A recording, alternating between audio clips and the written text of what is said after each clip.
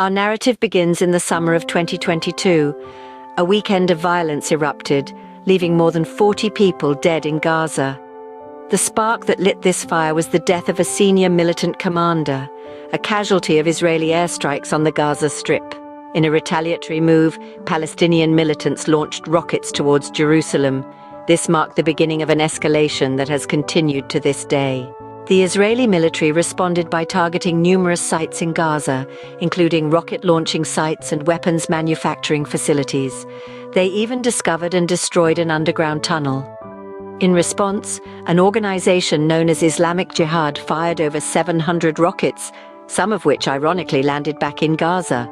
Israel's Iron Dome defense system, with its 97% success rate, intercepted most of these rockets. The death toll in this conflict has been high. At least 43 Palestinians, including 15 children, lost their lives. There are conflicting claims over who bears responsibility for these deaths.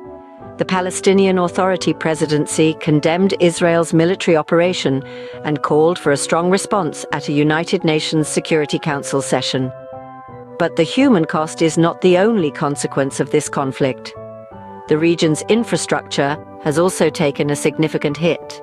Gaza's power plant shut down due to a lack of fuel, a supply the United Nations is prioritizing to restore. This shutdown has led to electricity cuts and water treatment shutdowns, exacerbating the living conditions for the people of Gaza. This cycle of violence is the most severe since the war between Israel and Hamas in 2021. Although Hamas has blamed Israel for the current situation, they have not retaliated, sparking hopes for a ceasefire mediated by Egypt.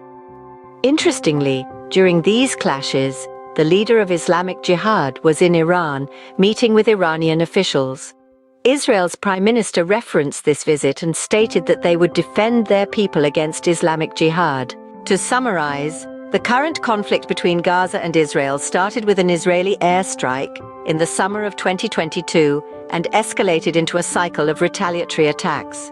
The death toll is high, and the region's infrastructure is in shambles.